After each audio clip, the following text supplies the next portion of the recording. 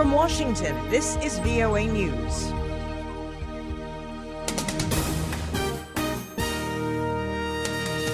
I'm Sarah Williams reporting.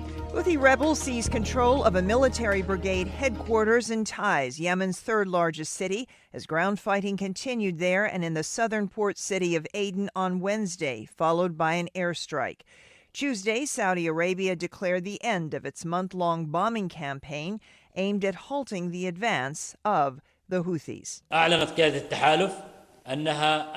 Saudi military spokesman Brigadier General Ahmed Asseri says the month-long air campaign's main goals have been achieved, and it's ending the air assault at the request of the Yemeni government of President Abd-Rabbu Mansour Hadi, who said in a televised address from Saudi Arabia the crisis in his country will end soon. He thanked the Saudi-led coalition and said his government will restore hope to the people of Yemen. Italian prosecutors said the Tunisian captain of the migrant boat that capsized in the Mediterranean Sunday mistakenly rammed his vessel into a merchant ship that was coming to its rescue, drowning as many as 900 migrants. The captain and his Syrian first mate have been arrested and charged. Only 28 survivors were rescued in what authorities say is the Mediterranean's deadliest migrant disaster.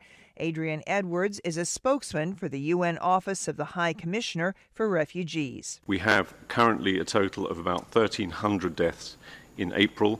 This means that April of 2015 has truly been the cruelest month, the highest numbers that we've seen deaths in any month on the Mediterranean.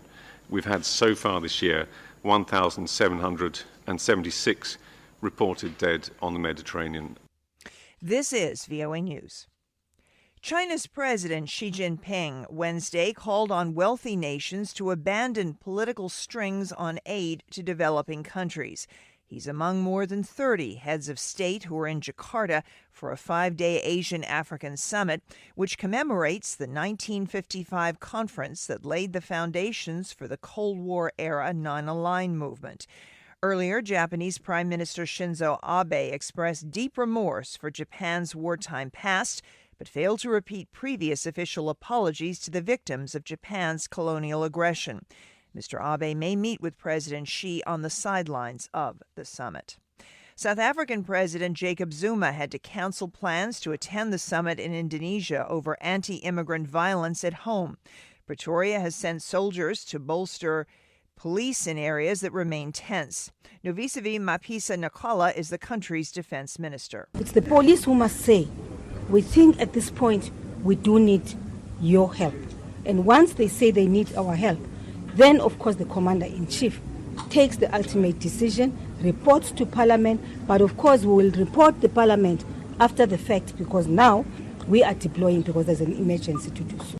At least 7 people have died since the violence broke out 3 weeks ago, targeting Malawian, Zimbabwean, Mozambican, and other African migrants. U.S. Secretary John Kerry is hailing the change in U.S. policy toward Cuba and cooperation in education, energy, and trade with other Latin American countries as a transformative moment for the Americas. We're committed to moving forward on the path to normalized relations. This new course is based not on a leap of faith, but on a conviction that the best way to promote U.S. interests and values while also helping to bring greater freedom and opportunity to the Cuban people is exactly what we are doing.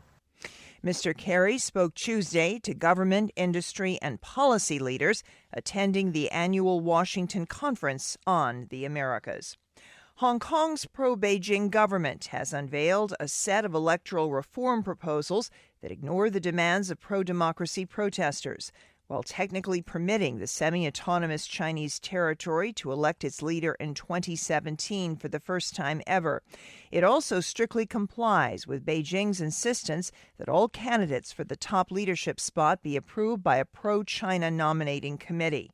Democracy activists held more than 2 months of mass street protests and sit-ins at the end of last year to demand what they refer to as genuine democracy. That's the news. I'm Sarah Williams in Washington. That's the latest world news from VOA.